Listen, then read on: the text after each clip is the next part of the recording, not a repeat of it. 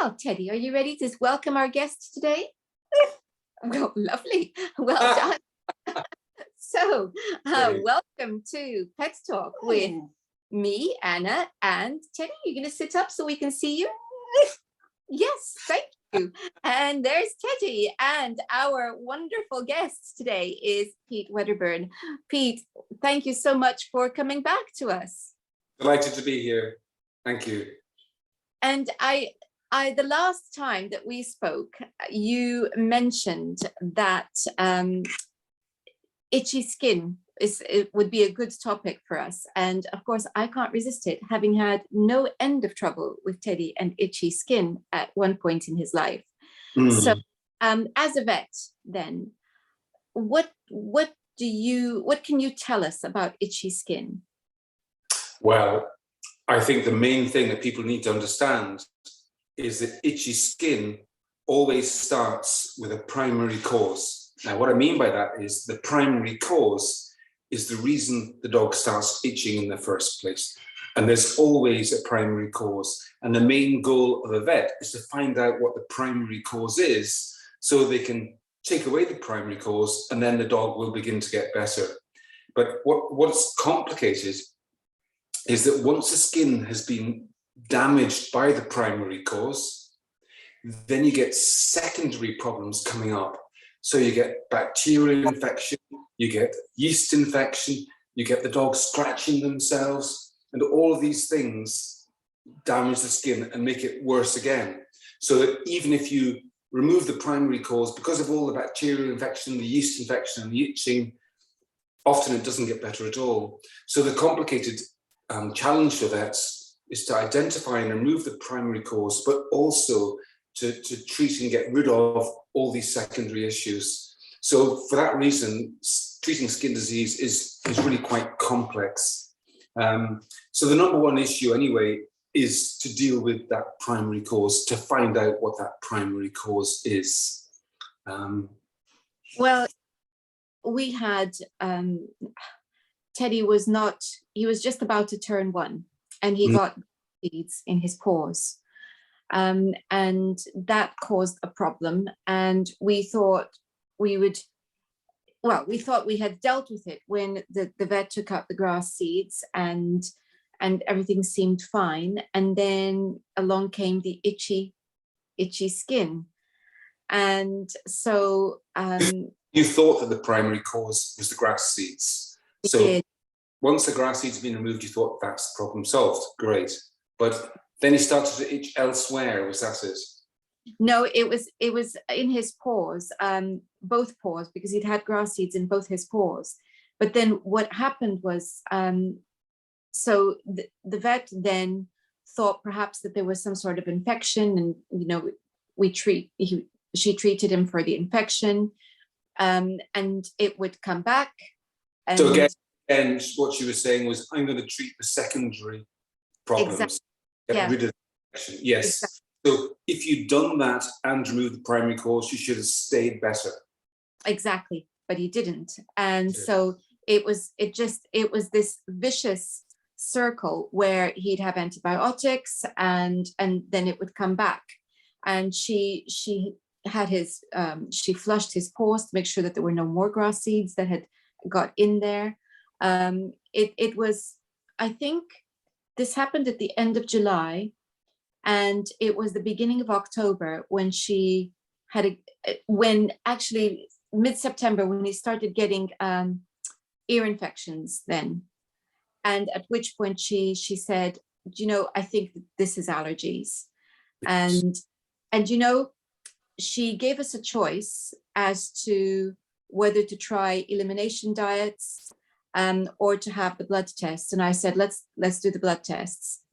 It was the best thing because, quite aside from identifying a number of foods, the one thing it also identified was penicillin, the very thing that he'd been getting for the infections. And since then, he hasn't needed anything. I manage his diet. So what do you feed him on now then? Well, he has a strict diet in the sense that he can only, in terms of meat, have venison and duck. And in terms of fish, he can have some white fish, but nothing from the cod family. Fine with oily fish, and as long as it's not the tuna, mackerel, that family. So I did a lot of research to work out what was related to what, and we've been, touch wood, fine ever since. But it was a very difficult time because we really didn't know exactly what was going on. So if I can just kind of rewind a little bit then. So as a vet, when you get a dog coming in that's itching, you're going on this hunt for a primary cause. So what we tend to start off with is the obvious ones. And that really, in most cases, you start with parasites, because parasites are common. And if they're going on, you just need to treat the dog with an anti-parasite medication, problem solved. There's no more itchiness, no need for any other drugs. So it's really important that you rule out parasites at the start. And sometimes that means obviously checking for fleas. It means checking, sometimes doing a skin scrape to look for little mites. But these days, I think more commonly, what we'll often just do, there's so many really, really effective tablets that you just give once a month, and that completely rules out fleas and mites. So a lot of the time these days, vets will just give that comprehensive anti-parasite treatment. And if you've done that for 2 months, well, then you've effectively said, well, it can't be one of those because we treated for those.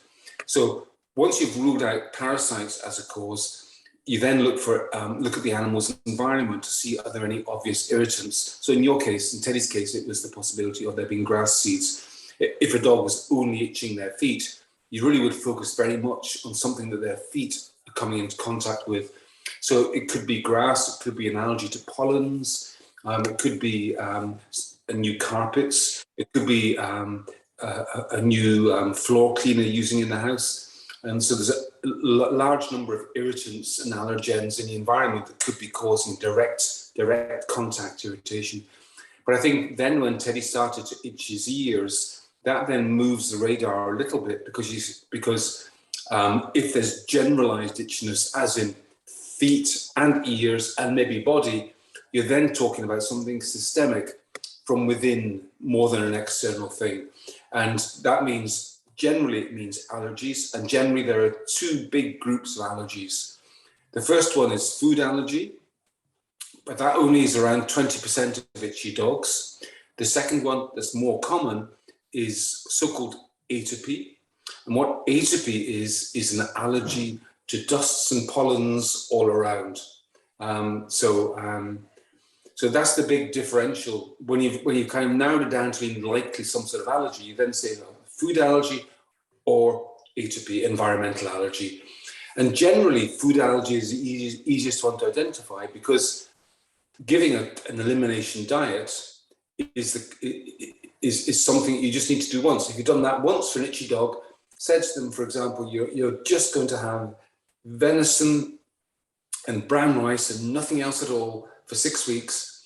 And if the dog stops itching, you've cured it. You found out what the primary cause is. If the dog is still itching, you said, well, it's very unlikely the dog's got a food allergy, unless it happens to be to venison and rice, which is unlikely. And I'll just add another note here, Anna. Blood tests for food allergies are a bit controversial, in fact. I know they are. And I was lucky, but for us, it was the best thing to do. He'd had, end of July till when we finally got the test done was beginning of October. So that's 2 months of visiting the vet almost weekly. I just wanted to get to the answer as quickly as possible. Yes. And I know that they're controversial, but for us, they were a saving grace. And then to find the penicillin as being something that he's allergic to. And that was something he was having quite a lot of. That's interesting. Really helped. That's not something I've ever heard of before, actually. It's very unusual.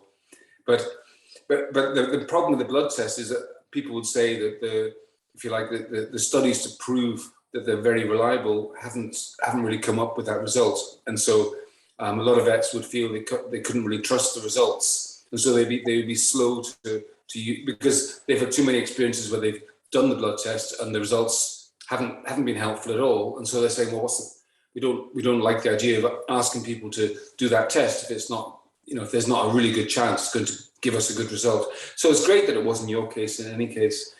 But the other blood test that we use is a blood test for atopy. So again, it's the same idea. You're taking a blood sample, but instead of testing against different foods, what you're doing is you're testing to see does the dog have high levels of antibodies, as in a reaction, high levels of reaction to different pollens and dusts from around the environment, and that is a reliable test. But I mean, there's a slight proviso there in that if you tested 100 normal dogs that weren't itchy, you'd find out that a good number of them did have high antibody levels to the pollens and dusts around there. So it's the combination of itchy skin combined with high levels of antigen to those particular pollens and dusts. It's that combination that gives you the diagnosis.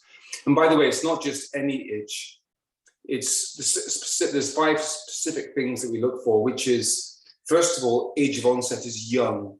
So we see atopy in dogs. It usually starts when they're less than 2 or 3 years of age. It starts in young animals. Secondly, itchy feet, as Teddy had. Thirdly, itchy ears, as Teddy had.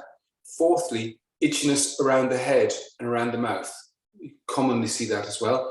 And the fifth thing with atopy is that if you give them steroids, give them prednisolone, generally they get completely better. And again, that's used as a diagnostic sign. So if your vet has these 5 findings for your dog, then they're going to say it's a very, very high chance that this is indeed atopy. Yeah. And atopy is different to food allergy, which is what Teddy has, is simple. You just find the right diet, problem solved. Atopy is more complicated. Yes, it's so as you're speaking, I'm remembering things. One of the very first things that she did was she did scrape to look for mites, and clear. She also we had steroids, and definitely we had steroids, and that was definitely also helping. But the minute he came off, it was back. So it was that, he had 2 types. They were testing for different things. They did test it for food, but they also tested for environmental. Okay, atopy. Yeah, and that was fine. And funnily enough, one of his closest friends, not much later, started to develop itchy skin again, and they went through the elimination diet. Nothing. Finally, they did the blood tests, and it was dust. He's allergic to dust. Yes. That's really hard to manage, I think. Yes, and that is a good point, that there's a genetic element, a strong genetic element to allergies.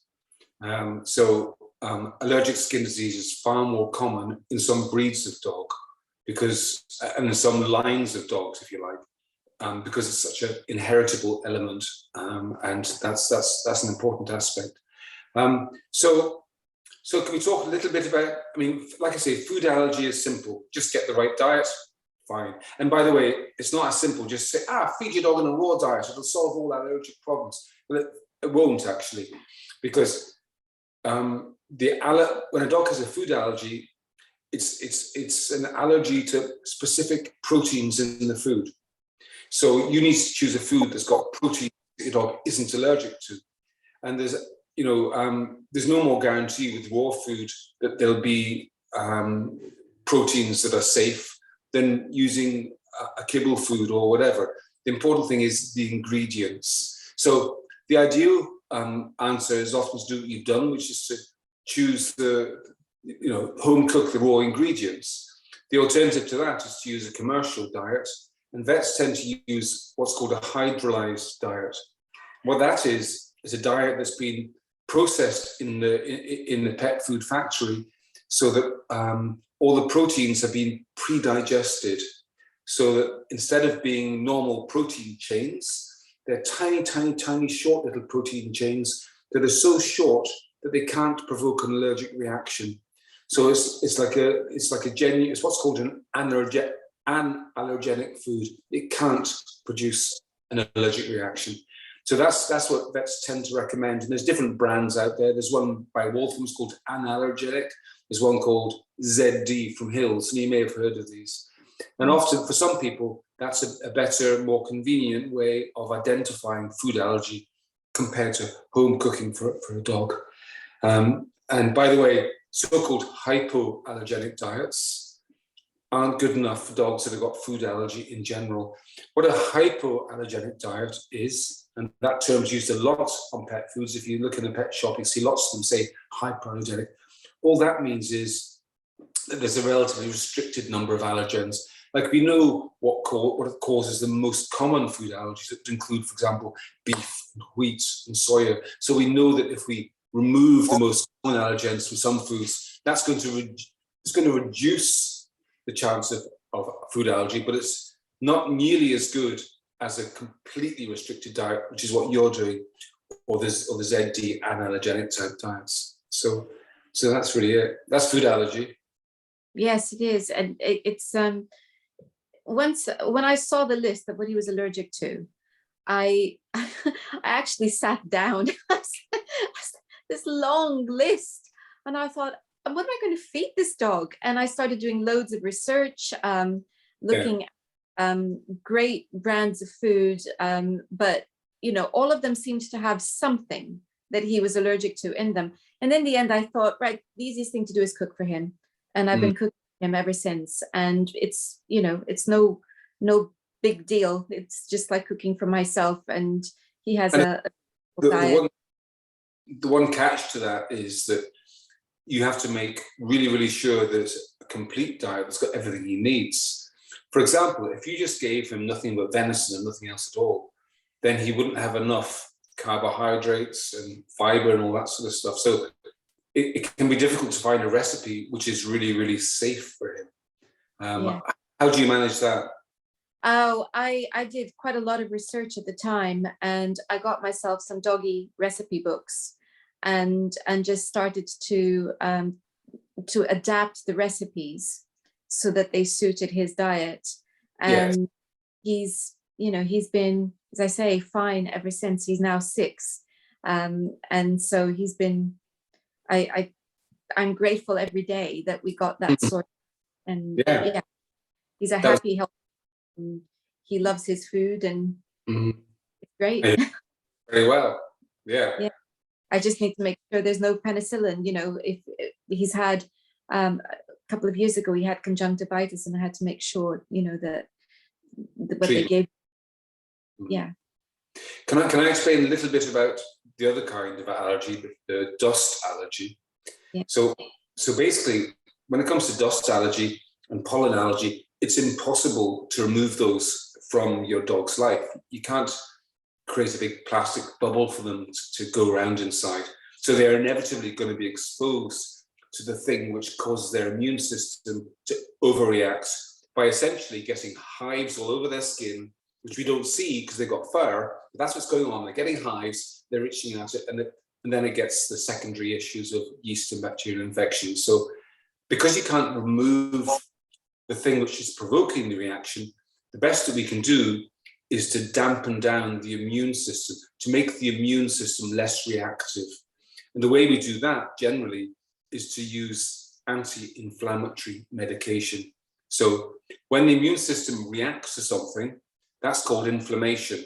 And inflammation is really it's very useful. So if I got a needle stick injury and tip my finger, it would become red and swollen and sore. And the reason for that is that it's inflammation.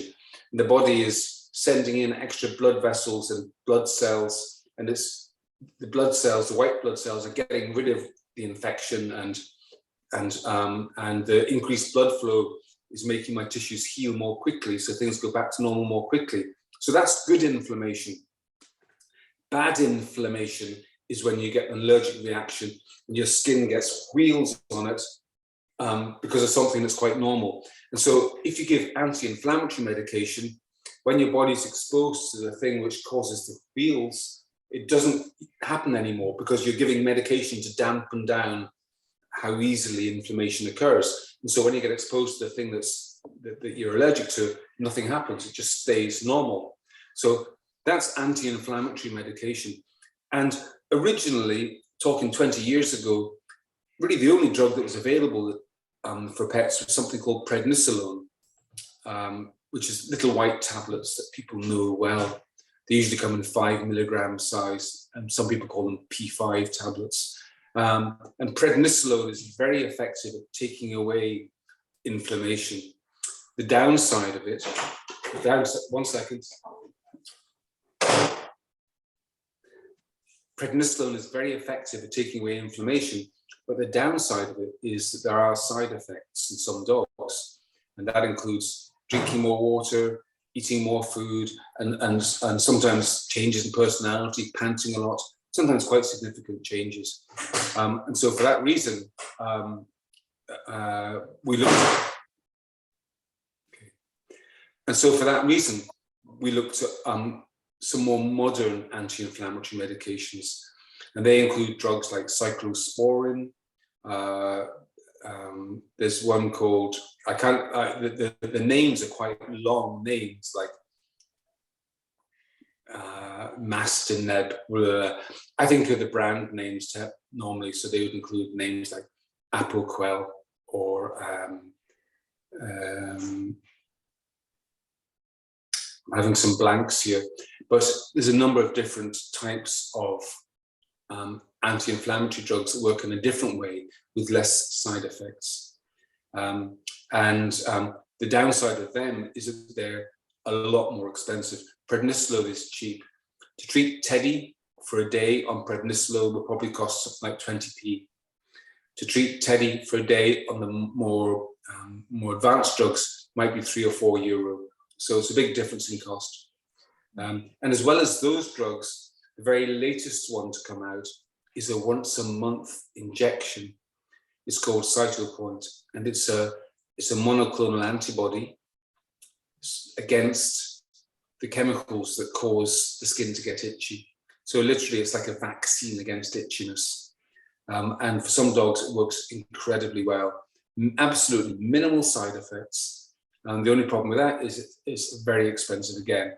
Again, probably the equivalent for a dog like Teddy of, I don't know, £2 to £4 a day. So, you know, it's an expensive treatment, but highly effective.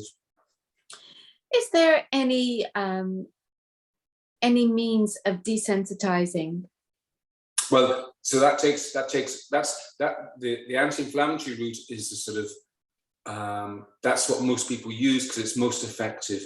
But you're right, there is an alternative, not for food allergy, but there's an alternative for pollen and dust allergy, and that's desensitization. So with that, what you do is you do the blood tests to find out what your dog's allergic to. And then you order bottles of an injection that contains minute amounts of the substances to which your dog is allergic. And you give very tiny injections of those, of that solution. And you gradually increase the dose and the frequency. And so you might end up then giving a dog an injection once a month of a solution that contains the pollens and dust to which he's allergic. And that then gets the body used to those substances, so they're less likely to be allergic to them when they meet them in real life. Now, that sounds absolutely wonderful, and the catch to it is that the success rate isn't great. Probably somewhere between 50 and 70% of dogs are helped by this. That means that something like 30 to 50% of dogs aren't helped at all. And yet it's very expensive and time consuming. So, and the reason why vets will often choose anti-inflammatory drugs first is because it's a quick instant fix for every dog. All dogs, nearly all dogs, get better when you give them the anti-inflammatory medication, whereas 30 to 50% of dogs don't get better when you use desensitization. If you are going to use desensitization, it works better when you start early. So if you have a dog that starts itching at 2 years of age, you want to use the desensitization immediately, phase 1. You don't want to give the dog anti-inflammatory medication for 2 or 3 or 4 years and then say, oh, maybe we should try the desensitization. You want to do it early on the course of the disease, it's more likely to be successful. So it's very clear that allergies are a problem with the immune system overreacting to certain substances. Yeah. And the question is, what causes this to happen? That's a really good question, and it's one that we don't have the answer for. I mean, it is partly genetic, so that's why some breeds of dog are known to be more prone to allergies. It's also to do with our environment, and that's, if you look at the human situation, humans are also becoming more likely to be allergic. And we don't know the answers to these questions. It probably is to do with pollutants in our environment, probably is to do with the ingredients in our food, probably is to do with pesticides. But it does remain a mystery. By the way, there are some general things that people can do to help if a dog has this tendency to be allergic. One of them is to make sure that they have a good quantity of a good quality essential fatty acid supplements. So what that means, I suppose it means a squirt of oil into their food every day, or a couple of capsules every day. There's a number of different brands out there. And I would say to people, it's best to be guided by your vets on this. Essential fatty acids are oils, and there are omega-3 essential fatty acids, which we generally get from things like fatty fish. And there's omega-6 fatty acids, which are oils that we get from plants like sunflower oil and so on. And it's important that the right quantity of both of those, and also the right ratio of both of those. And so it's a bit of a technical area, but the general idea is if you've got a dog with itchy skin, it's well worthwhile giving them an oil supplement every day. And the other thing I think that's important to consider is regular bathing of your dog. And the reason for that is that, as I said, an allergy will cause the dog to have wheals on its skin of red sore patches that you can't see because it's under the fur, but it makes the dog feel itchy. But then what happens is bacteria and yeasts move into those areas and multiply. And when bacteria and yeasts multiply, they produce acids and other toxins that make the skin even more itchy. So if you bath your dog regularly, and that might mean twice a week, if you use a shampoo that eliminates bacteria and yeasts, and there's lots of medicated shampoos out there, then that at least means that the levels of these bacteria and yeasts in your dog's skin will be down to a minimum, so that if your dog does get those initial wheals, it won't be aggravated by the bacteria and yeasts. I have so many questions that have just popped into my head, but I guess I'll go with the first one as we're on the subject of bathing.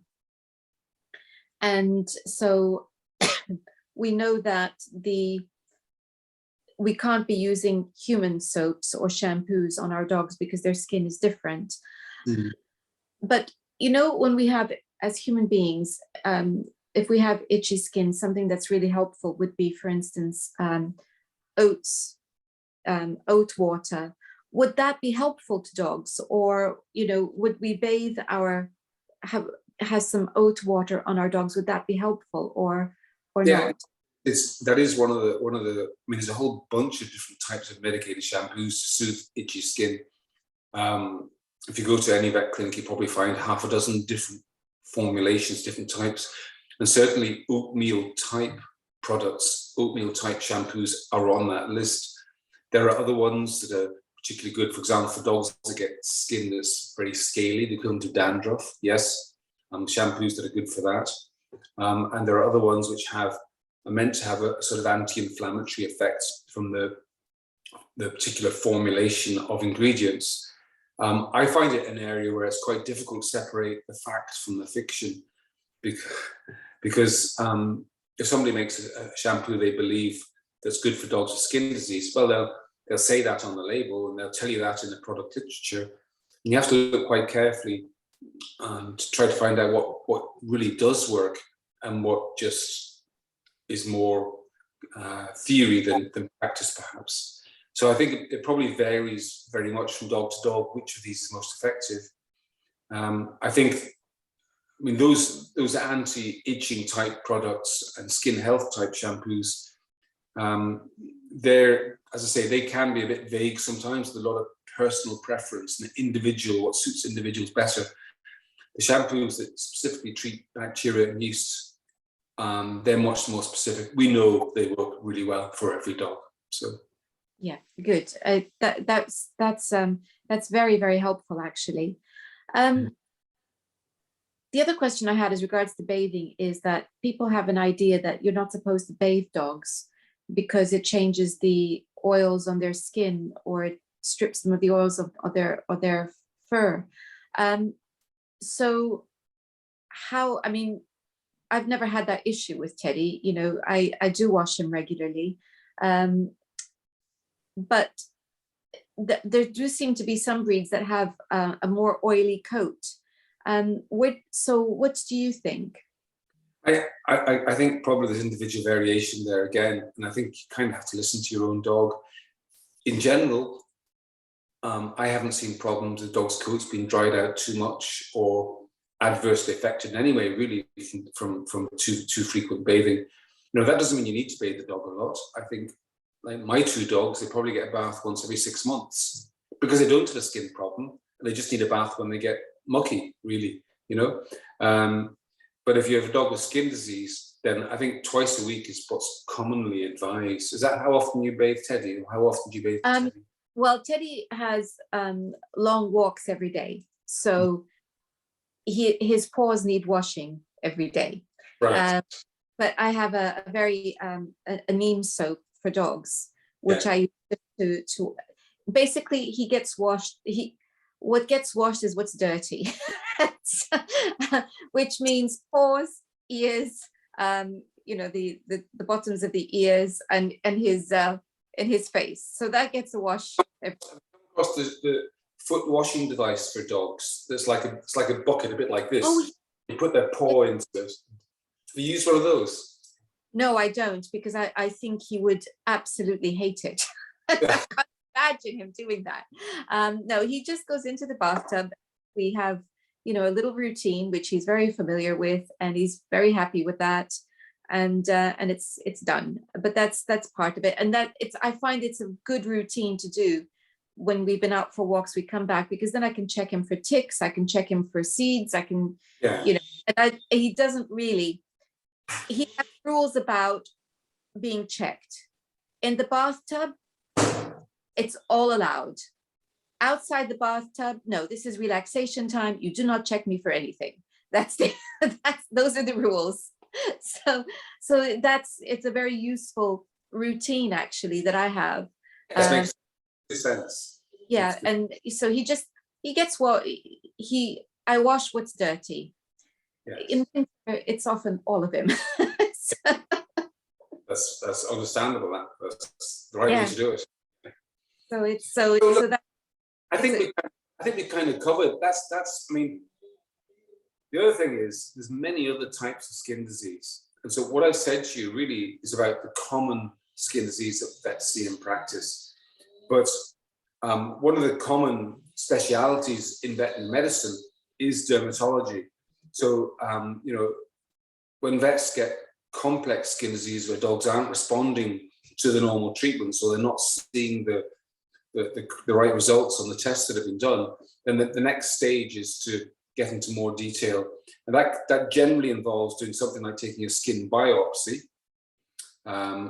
And some people shortcut it even further by just saying, look, we're going to send you to see a dermatologist, a skin specialist. And that's going to be the fastest way of getting to the answer here. I just have one last question for you as regards allergies, because I've come across a lot of work that's been done around the bacteria in the gut as being an important part of the immune system. And sometimes it seems in humans that if you're missing certain types of bacteria, that is linked with allergies. Would that be the same in dogs? Well, that's an emerging area. I was at a conference last autumn organized by Purina, the pet care company, and they were presenting a whole bunch of new areas of research on this topic.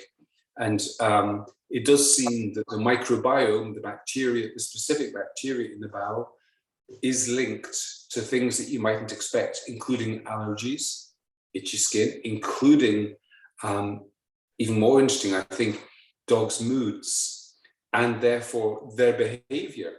And so they're finding that some dogs, if you reseed their bowel with a different type of bacteria, it can help to deal with issues like anxiety and aggression. Now, this is research which is very much in its early stages. They're just beginning to see patterns, and we're learning more about it all the time. For the average person with an average pet, I think it's not really relevant, other than just to be kind of aware that it's happening. And I think that in the next decade, we're going to see, we're going to learn more about the area, and probably there's going to be more treatments available as well. At the moment, it's pretty complex. You can get probiotic capsules, but it's not, I don't think it's particularly well, because it's not particularly well understood yet. It's really hard to know what's the right sort of capsule to use. The old idea was I'd give them a capsule that contains bacteria that's been used in humans before, but we're kind of learning that dogs are very different to ourselves. And so, you know, just buying a probiotic is probably very, very different to buying the correct antibiotic to help your dog in the best way. So I think in the next decade, we're probably going to start seeing more specific products that have been proven to work.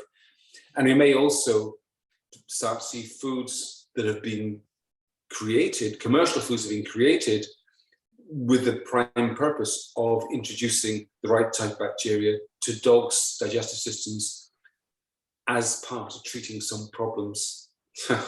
Well, that makes sense, because, and I asked because it's, you know, we're still in our infancy really in understanding the microbiome within the human body. And I just wondered what work was being done in veterinary, you know. It's ongoing research, and interestingly, it's something else.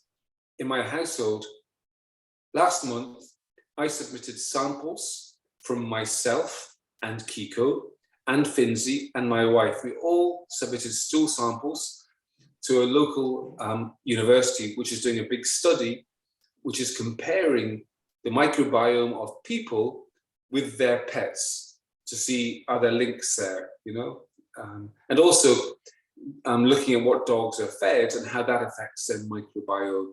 So I am actively involved in that research myself, but I'm not involved as a researcher. I'm involved as a subject. How exciting.